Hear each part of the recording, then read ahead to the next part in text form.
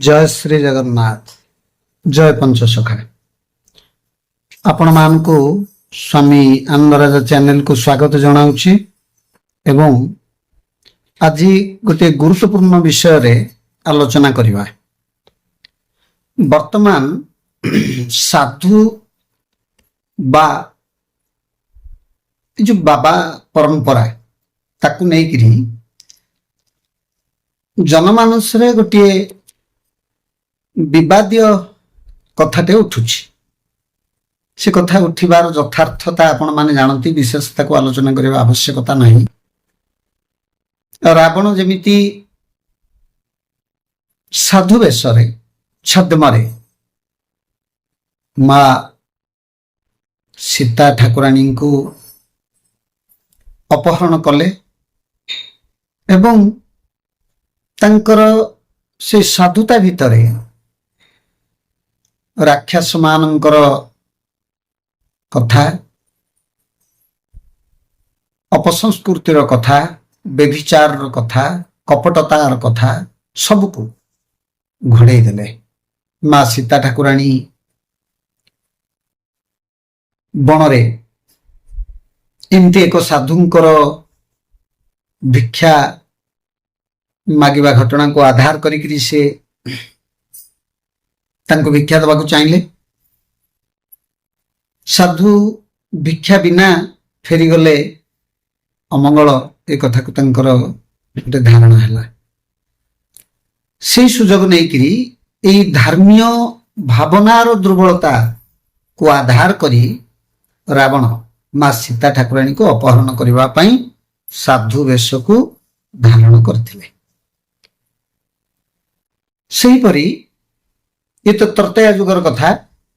प्रति जुगरे छद्मरे जेमिति बकासुर कहतु, षंडासुर कहतु, द्वापर जुगरे प्रभु श्री कृष्ण को वध करबा पई विभिन्न माया रूप धारण करी तांग पाखक आस्थिले। जेमिति पुतना राक्षसी आसीथिला माया रूप धारण करी मां रूप रे श्री कृष्ण को स्तन्यपान करई स्तन रे जो विष भांड भरी थिला ताको पान करे श्री कृष्ण को हत कर दवा पई जो योजना, सेमती योजना सबु जुगरे किछि छद्म बेसी भंड आम धर्मीय भावनार दुर्बलता बा सरलता को नहीं करी आधार करी कपटतार सहित किछि लुंठन करबा को चाहती। से जनसाधारण को पॉकेट रो अर्थ हो किंबा कौन सी सौंदर्य बोध चेतना, कार मन, कार धन, कार यौवन, ये सब को लुटपाट करुचंती। जो साधारण जनता वर्तमान समय रे साधु मानकु बा साधु वेशधारी मानकु संदेह करिबा एवं जहा तांकर इच्छा कहवा कथा कहउछंती। वर्तमान ओडिशा रे ए किछि वर्ष धरी पंचसखांकर साहित्य को खूब जोरदार भाव रे प्रचार करा जाउछि। सेथरे केही केही समस्ते नुहंती, केही केही निजको निजर अहंकार को प्रतिष्ठा करबा को जाई समाज रे निजर ज्ञान गरिमार प्रतिष्ठा करबा को जाई लोकों को आतंकित करुचंती। किंतु किछि अछंती जो माने निजको महान ज्ञानी कही,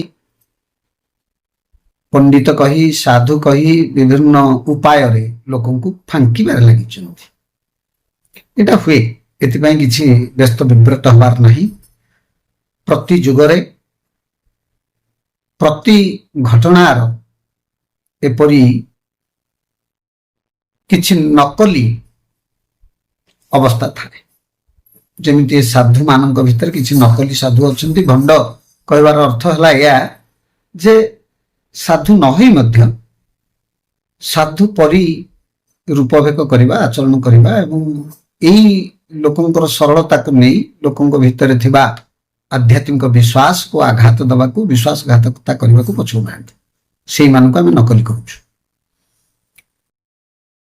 ଏଇଟା ସତ୍ୟ ଯେ ମୁଁ ଏବେ ଗୋଟିଏ ଅଡିଓ ଶୁଣିବାକୁ ପାଇଲି, ଯୋଉ ଅଡିଓ ଶ୍ୟାମସୁନ୍ଦର ଷଡଙ୍ଗୀ ବୋଲି ଜଣେ ବିଦ୍ୱାନ ବ୍ୟକ୍ତି, ଗୃହସ୍ଥୀ, ତାଙ୍କର ବେଶପଟା କିଛି ନାହିଁ, ସରଳ ସାଧାରଣ ମଣିଷ, ଯାହାଙ୍କୁ ଆମେ ସାଧୁ ବେଶଧାରୀ କହିପାରିବାନି, କିନ୍ତୁ କୌଣସି ଜଣେ ସାଧୁ ବା ସାଧକଙ୍କ ଠାରୁ, ଶାସ୍ତ୍ରଜ୍ଞଙ୍କ ଠାରୁ ତାଙ୍କର କିଛି କମ ଜ୍ଞାନ, କମ ଆଚରଣ ନାହିଁ। ସେ ପଠେଇଥିଲେ ସେ ଅଡିଓଟି, ମୁଁ ସେ ଅଡିଓଟି ଶୁଣିଲି। ସେଥିରେ ଜଣେ ସାଧୁ ବୋଲି ନିଜକୁ ପରିଚୟ ଦେଉଥିବା ବ୍ୟକ୍ତି ଆଉ ଜଣେ ସାଧୁ ବ୍ୟକ୍ତିଙ୍କ ସହିତ ଆଲୋଚନା କରୁଛନ୍ତି, ପରସ୍ପର ନିଜର ଅନୁଭବ, ଅନ୍ତରଙ୍ଗତାକୁ ପ୍ରକାଶ କରୁଛନ୍ତି। ସେଥିରେ ସେ କହୁଛନ୍ତି ଯେ ସେ ଯାହା କରୁ, ଲୋକଙ୍କୁ ଗୋଇଠା ମାରୁ, ଲୋକଙ୍କୁ ଠକୁ, ଲୋକଙ୍କୁ ଯାହା କରୁ, ପଇସା ରୋଜଗାର କରୁଛି ଏବଂ ବିଭିନ୍ନ ସଭା ସମିତିରେ ଦାନ ଧର୍ମ କରୁଛି, ମଠ ମନ୍ଦିରକୁ ଦାନ ଧର୍ମ କରୁଛି, କୋଉଠି ମେଳା ମହୋତ୍ସବ ହେଲେ ଦାନ ଧର୍ମ କରୁଛି। ମୋର ଏଇଠି ଗୋଟେ କଥା ମନେ ପଡେ, ଗୋପିଆ ପାଣ ବୋଲି ଜଣେ ସେତେବେଳେ ଥିଲେ ଡକାୟତ, ଯିଏ ଡକାୟତ କରନ୍ତି ଧନୀ ପରିବାରରୁ ଏବଂ ଗରିବ ପରିବାରକୁ ସହାୟତା କରନ୍ତି। କିନ୍ତୁ ଠିକ ହେଲା, ଭଲ କଥା, ଧନୀ ମାନଙ୍କୁ ଡକାୟତ କରିକି ଗରିବ ମାନଙ୍କୁ ସହାୟତା କରିବା, ଏଇଟା ଗୋଟେ ତାଙ୍କର ଭଲ ଗୁଣ ବୋଲି ସେତେବେଳେ ଗରିବ ଲୋକମାନେ କହିଲେ। କିନ୍ତୁ ଯାହାର ଚୋରି ଗଲା, ଯାହାର ଡକାୟତି ହେଲା, ଯିଏ ମାଡ଼ ଖାଇଲା, ଯିଏ ମରିଗଲା ଡକାୟତଙ୍କ ଦ୍ଵାରା, ସେମାନେ କଣ ଭଲ କହିଲେ କି?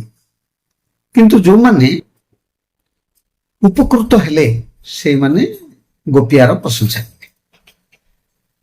ଆଚ୍ଛା, ସେପରି ଇଏ ଯିଏ ମଠାଧୀଶ, ସିଏ ଭାରି ଗର୍ବର ସହିତ କହୁଥିଲେ ଯେ ମୋର ଠାକୁରଙ୍କର ଏତିକି ଦ୍ରବ୍ୟ ନଥିଲା ଏବଂ ସେ ଦ୍ରବ୍ୟ କ୍ରୟ କରିବା ପାଇଁ ଆମେ ସେ ବାବୁଙ୍କୁ, ଗୋଇଠା ମରା ବାବୁଙ୍କୁ ଫୋନ କଲୁ ଏବଂ ସେ କିଛି ଅର୍ଥ ପଠେଇଦେଲେ, ସାଙ୍ଗେ ସାଙ୍ଗେ ଆମର ଠାକୁରଙ୍କ ଦ୍ରବ୍ୟ ସବୁ କିଣା ପୂଜା ହେଲା। ଆଚ୍ଛା, ଗୋଟିଏ କଥା ବିଚାର କରାଯିବ ଯେ ତାଙ୍କୁ ସାଧୁ କୁହାଯିବ କି? ସେ କିନ୍ତୁ ତାଙ୍କୁ ବାବା ବୋଲି ଉଚ୍ଚାରଣ କରୁଥିଲେ।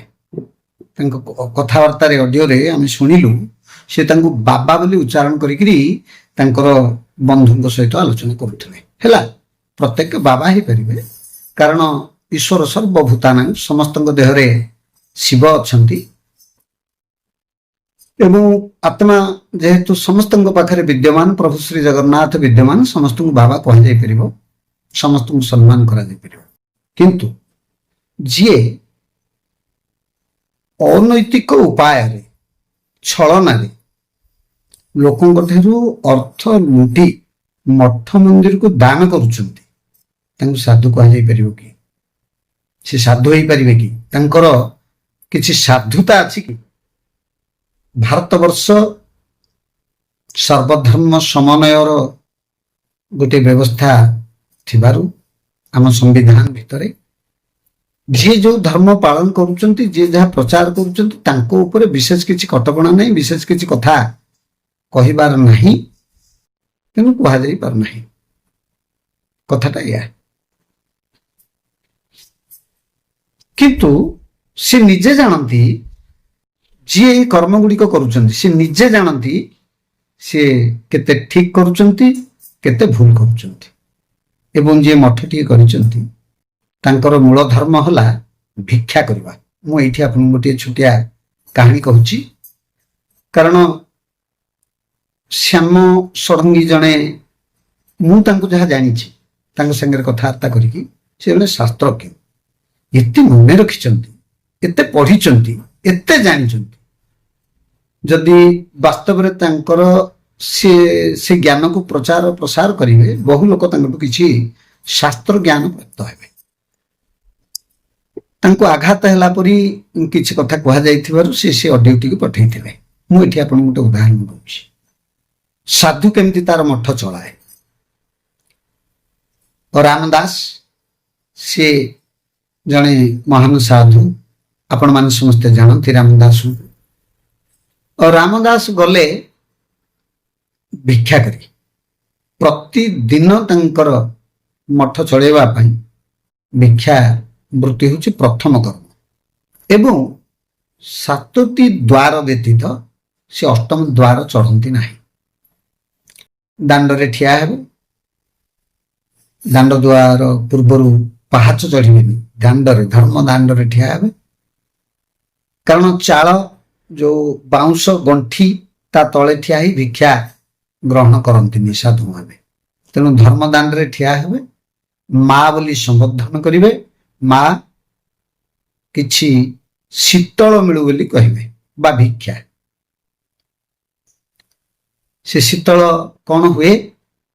ସଂଗ୍ରହ ହୁଏ 7 ଘରୁ, ଯାହା ସଂଗ୍ରହ ହେଇଥାଏ, ଆଳୁ, ବାଇଗଣ, ସାରୁ, କଦଳୀ, ମାଟି ଆଳୁ ବା ଚାଉଳ, ଯିଏ ଯାହା ଦେଇଥିବେ, ମୁଗ, ଡାଲି, ଯାହା, ତାକୁ ଖେଚୁଡ଼ି କରାଯାଏ, ଭଗବାନଙ୍କ ପାଖରେ ସମର୍ପଣ କରାଯାଏ। ଅତିଥି ଅଭ୍ୟାଗତଙ୍କ ପାଇଁ କିଛି ରଖାଯାଏ, ଆଉ ପଶୁ ପକ୍ଷୀଙ୍କୁ କିଛି ସେବାରେ ଦିଆଯାଏ। ନିଜେ ପ୍ରସାଦ ସେବନ କରିକିରି ବିଶ୍ରାମ କରନ୍ତି। ଇଏ ହଉଛି ତତ୍ତ୍ୱ। ଦିନେ ରାମଦାସ ତାଙ୍କର ନୀତିଗତ କାର୍ଯ୍ୟ କରି ଭିକ୍ଷା କରିବାକୁ ବାହାରିଛନ୍ତି ଏବଂ ପ୍ରଥମ ଦ୍ୱାର ସେ ଭିକ୍ଷା ଦେହି କହୁଛନ୍ତି, ମା ଭିକ୍ଷାଂ ଦେହି। ଶୁଣୁନାହାନ୍ତି ଗୃହମାତା। ଗୃହମାତା ତାଙ୍କ ସ୍ୱାମୀଙ୍କ ସହିତ କଣ ଝଗଡ଼ା କରିଛନ୍ତି, ଯୋଉଥିପାଇଁ ତାଙ୍କ ସ୍ୱାମୀ ଭାତ ଥାଳି ଫିଙ୍ଗି ଦେଇଛନ୍ତି। ଇଏ ତାକୁ ସଫା କରୁଛନ୍ତି ଏବଂ ଚୋରା କପଡ଼ା, ସଫା କପଡ଼ାରେ ଘର, ଗୋବର କପଡ଼ାରେ ଘର ଲିପୁଛନ୍ତି ଏବଂ ଗାଳି ବି କରୁଛନ୍ତି ସ୍ୱାମୀ। ସାଧୁ ଗୋଟିଏ ଥର କହିଲେ, ଦ୍ୱିତୀୟ ଥର କହିଲେ ମା ଭିକ୍ଷାଂ ଦେହି, ମା ଶୁଣିଲେନି। ଗୃହମାତା ତାଙ୍କ କାର୍ଯ୍ୟରେ ବ୍ୟସ୍ତ। ତୃତୀୟ ଥର ଭିକ୍ଷାଂ ଦେଇ କହିଲା ପରେ ମଧ୍ୟ ମା ଶୁଣିଲେନି। ଚତୁର୍ଥ ଥରକୁ ଇଏ ଆଉ ଭିକ୍ଷାଂ ଦେହି ନ କହି କହିଲେ, ମା ମୁଁ ତୁମକୁ 3 ଥର ଭିକ୍ଷା ମାଗିଛି, 7ଟି ଦ୍ୱାର ଯିବି, ପ୍ରଥମ ଦ୍ୱାର ତୁମର। ତୁମେ ଯଦି ଭିକ୍ଷା ନ ଦେବ, ସାଧୁ ତମ ଦ୍ୱାର ଫେରିଯିବେ, ତାହେଲେ ତୁମକୁ ଦୋଷ ଲାଗିବ, ପାପ ଲାଗିବ। ସିଏ ବିରକ୍ତ ହେଇକିରି ସାଧୁଙ୍କ ଉପରକୁ ସେ ଯୋଉ ଗୋବର କପଡ଼ା, ଚୋରା କପଡ଼ା, ସଫା କପଡ଼ା ବୋଲି କହନ୍ତି, ତାକୁ ଧରିଥିଲେ, ସେଇଟା ସାଧୁଙ୍କ ଉପରକୁ ନେ ବାଡ଼ିଖିଆ କହି ଫିଙ୍ଗିଦେଲେ। ସାଧୁ ତାକୁ ଶ୍ରଦ୍ଧାର ସହିତ କାନି ପତେଇ ତାକୁ ଧାରଣ କଲେ ଏବଂ ଅନ୍ୟ ଦ୍ୱାର ମାନଙ୍କ ଠାରୁ ଭିକ୍ଷା କଲେ, ଫେରିଲେ ମଠକୁ ଏବଂ ପ୍ରଥମେ ଗଲେ ନଦୀକୁ ସ୍ନାନ କରିବାକୁ, କାରଣ ଗୋବର କପଡ଼ାଟା ସାଥିରେ ଅଛି, ଅଇଁଠା କପଡ଼ା। ନଦୀରେ ସଫା କଲେ। ଯେଉଁ ନଦୀ ତୁଠରେ ସେ ସଫା କରୁଥିଲେ, ସେଠି ଆଉ 2-3 ଜଣ ଗ୍ରାମବାସୀ ସ୍ନାନ କରୁଥିଲେ ଏବଂ ଇଏ ଯୋଉ ସଫା କପଡ଼ାଟିକୁ ସଫା କରୁଥିଲେ, ସିଏ ଗୋବର ଆଉ ମାଟିର ଏତେ ମଇଳା ଥିଲା ଯେ, ଏତେ ଦିନର ସେଇଟା, ସେ ନଦୀ କୂଳଟା ପୁରା ଗୋଟେ ଗୋଳି ପାଣି ବୋହିକିରି ଯାଉଥିଲା। ଏବଂ ଗ୍ରାମବାସୀ ମାନେ କହିଲେ ଯେ, ପ୍ରଭୁ ଆପଣ ତ କେବେ ଏମିତି ମଇଳା କପଡ଼ା ଏଠି ଧୁଅନ୍ତିନି, ଆଜି କଣ ଏଇଟା ଧଉଛନ୍ତି? ନା ହଁ, ଗୋଟେ ଭିକ୍ଷାରେ ମିଳିଛି, ତାକୁ ଟିକେ ସଫା କରିଦଉଛି ଆଉ। ଗଲା। ଅନେକ ଦିନ ବିତିଲା। ଏଇ ଦିନ ବିତିବା ଭିତରେ ବର୍ଷେ ବିତି ଯାଇଛି। ଅନୁତାପ ହେଇଛି ଗୃହମାତାଙ୍କର ଯେ ସାଧୁଙ୍କ ପ୍ରତି ଯୋଉ ବ୍ୟବହାର କରାଗଲା, ଏଟା ଉଚିତ ହେଲାନି, ଏ ଅନୁଚିତ କାର୍ଯ୍ୟ ହେଲା। କ୍ରୋଧରେ, ରାଗରେ ଏହିପରି କରିବା ମୋର ଉଚିତ ହେଲାନି ବୋଲି ମନରେ ଭାବୁଥିଲେ। କିନ୍ତୁ ଆଉ ସାଧୁଙ୍କର ସାକ୍ଷାତ ହେଲାନି। ସାଧୁ ଆଉ କେବେ ତାଙ୍କ ଦ୍ୱାରକୁ ଯାଇକି ଭିକ୍ଷା କରିନାହାନ୍ତି। ତେଣୁ ସେ ଆଉ ସାଧୁଙ୍କୁ ଭେଟି ପାରିଲେନି। ବର୍ଷେ ପରେ ସାବିତ୍ରୀ ଅମାବାସ୍ୟା, ସେଦିନ ସାଧୁ ଯାଇ ଗୋଟେ ମନ୍ଦିର ଦ୍ୱାରରେ ବସି ଭିକ୍ଷା କରୁଛନ୍ତି ଏବଂ ସାମ୍ନାରେ ଗୋଟିଏ ଦୀପ ଜଳେଇଛନ୍ତି। କୁଳବଧୂ ମାନେ ତାଙ୍କର ସ୍ୱାମୀଙ୍କର ଆୟୁଷ ମନାସି ମଙ୍ଗଳ ମନାସି ମହାଦେବଙ୍କ ପାଖରେ ମା ପାର୍ବତୀଙ୍କ ପାଖରେ ତାଙ୍କର ନବବସ୍ତ୍ର ଶଙ୍ଖା ସିନ୍ଦୁରକୁ ପୂଜା ଲଗେଇ ମହାଦେବଙ୍କ ପାଖରେ ଜଳସେଇ ଭୋଗ ଲଗେଇ ଫେରିଲା ବେଳେ ସାଧୁମାନଙ୍କୁ ଭିକ୍ଷାରୀ ମାନଙ୍କୁ ଭିକ୍ଷା ଦେଇକିରି ଫେରୁଛନ୍ତି। ହଠାତ୍ ଜଣେ ମହିଳା ଏଇ ରାମଦାସ ସାଧୁଙ୍କ ପାଦ ତଳେ ପଡି ଭୋ ଭୋ ହେଇ କାନ୍ଦି ଖାଲି କହିଲେ ଯେ ବାବା ଆପଣ ମତେ କ୍ଷମା କରିଦିଅନ୍ତୁ। ରାମଦାସ କହିଲେ ମା କିଏ ତୁମେ, କଣ ପାଇଁ କ୍ଷମା କରିବି, କଣ ତୁମର ଦୋଷ? ସେ କହିଲେ ବାବା ଆପଣ ଭୁଲି ଯାଇଛନ୍ତି ବର୍ଷକ ତଳର କଥା। ଆପଣ ଭିକ୍ଷା କରୁଥିଲେ, ସ୍ୱାମୀ ସ୍ତ୍ରୀ ଆମେ ଝଗଡା ହେଇଥିଲୁ, ସ୍ୱାମୀ ଫିଙ୍ଗିଥିଲେ ଭାତ ଥାଳି, ମୁଁ ତାକୁ ସଫା କରିବା ଭିତରେ ଗୋବର କପଡାରେ ଘର ଲିପୁଥିଲି ଏବଂ ଆପଣ ଭିକ୍ଷା ବାରମ୍ବାର ମାଗିବାରୁ ମତେ ବିରକ୍ତି ଲାଗିଥିଲା, ମୁଁ ଆପଣଙ୍କୁ ଗାଳି କଲି ଏବଂ ସେଇ ଗୋଟାକୁ ଫିଙ୍ଗି ଦେଇଥିଲି। ପରେ ମୁଁ ଅନୁତାପ କଲି, ଆପଣଙ୍କୁ ବହୁତ ଖୋଜିଛି, ବହୁତ କାନ୍ଦିଛି, ଆପଣଙ୍କୁ ପାଇନି, ଆପଣ ମତେ ଦୟାକରି କ୍ଷମା କରିବେ, ଏପରି ଅପରାଧ ମୁଁ ଆଉ କେବେ କରିବିନି, ମୋର ଏ ସମସ୍ତ ଦୋଷକୁ ଆପଣ କ୍ଷମା କରିବେ। ସାଧୁ ହସିଲେ। ଦଣ୍ଡିବା ଶକ୍ତି ଯାହାର ଥାଇ ସେ ପୁଣି କ୍ଷମା ଆଚରେ, ଶ୍ରୀମଦ୍ ଭାଗବତରେ କଥା କହିଛନ୍ତି ଭଗବାନ ଶ୍ରୀକୃଷ୍ଣ। ଦଣ୍ଡିବା ଶକ୍ତି ଯାହାର ଥାଇ ସେ ପୁଣି କ୍ଷମା ଆଚରେ। ତୁମେ ଦଣ୍ଡ ଦେଇଛ, ତୁମେ ପୁଣି କ୍ଷମା ଆଚରଣ କରୁଛ, ମୋର ସେଥିରେ ବିଶେଷ କିଛି ସାଧୁ ମାନଙ୍କର ନିନ୍ଦା ପ୍ରଶଂସାରେ କିଛି ନଥାଏ, ଦୁଃଖ ସୁଖରେ କିଛି ନଥାଏ। ଆମର ଯାହା କର୍ତ୍ତବ୍ୟ ଆମେ ତାହା କରୁଥିଲୁ। ତେଣୁ ତୁମେ ଯାହା କରିଛ ସେଟା ଗୋଟେ ସମୟର କଥା ଥିଲା, ସେଥିରେ ତୁମର ବିଶେଷ କିଛି କ୍ଷତି ହେବା ପରି ମୋ ଭିତରେ ଭାବନା ସୃଷ୍ଟି ହେଇନି।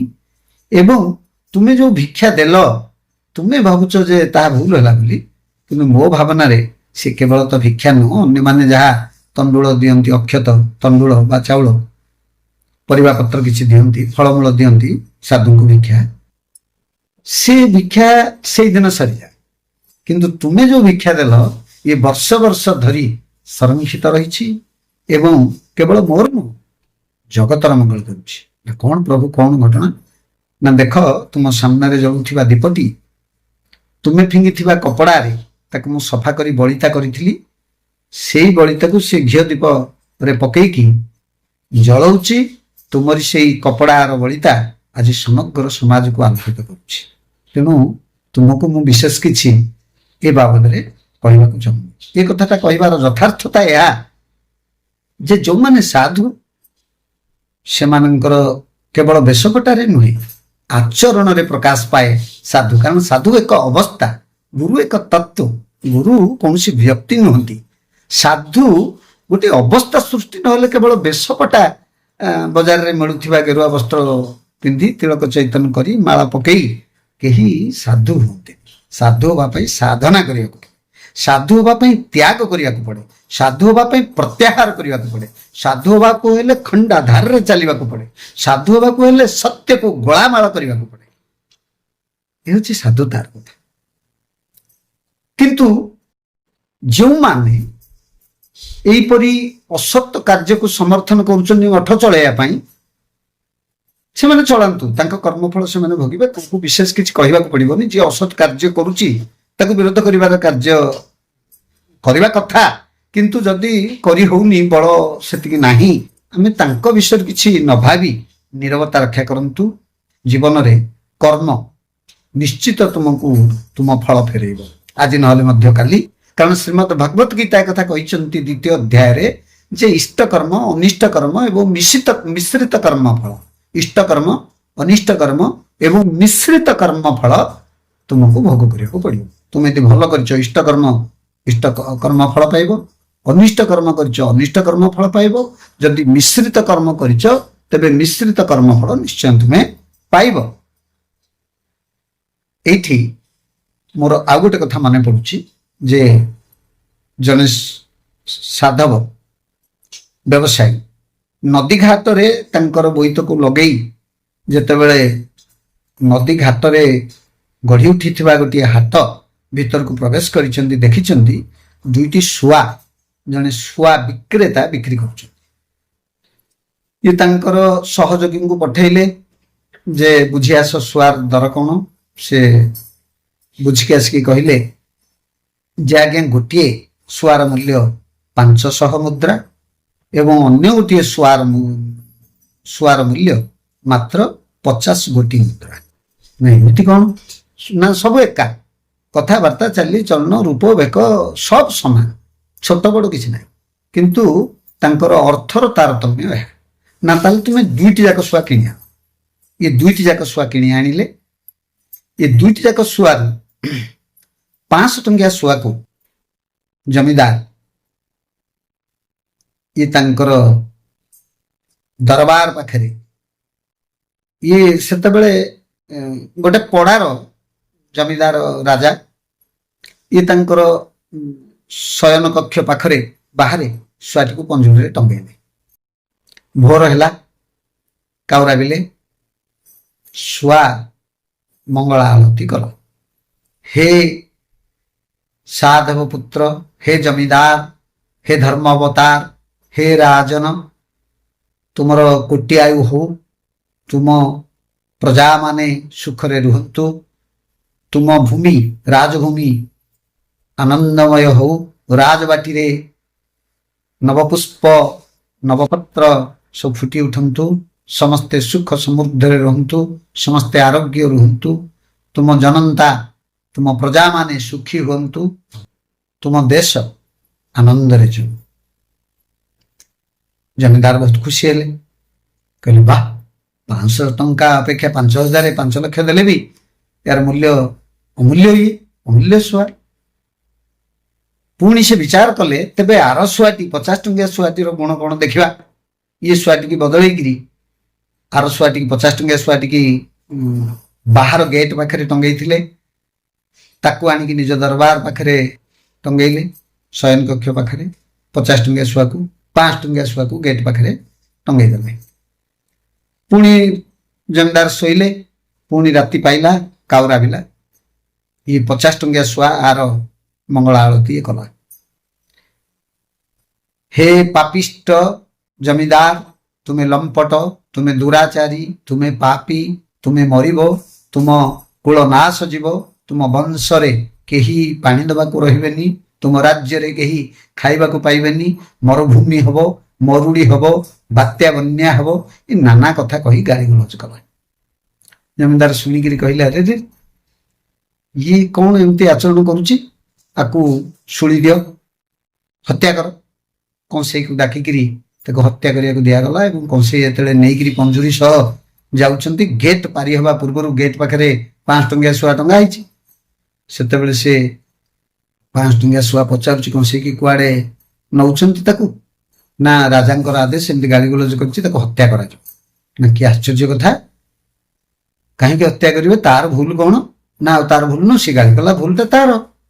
ନା ନାଇଁ ନାଇଁ, ମୋ ପାଖରେ ଛାଡ଼ନ୍ତୁ, ସେ ମୋ ଭାଇ, ମୁଁ ତାକୁ ସଜାଡ଼ି ଦେବି। ନା ସେ ତୁମର ଭାଇ କେମିତି ହେଲା? ତୁମେ ଏତେ ଭଲ କଥା, ମଙ୍ଗଳା ଆଳତୀ ତୁମର ଅଲଗା ତାର ଅଲଗା, ଏ କେମିତି ସମ୍ଭବ?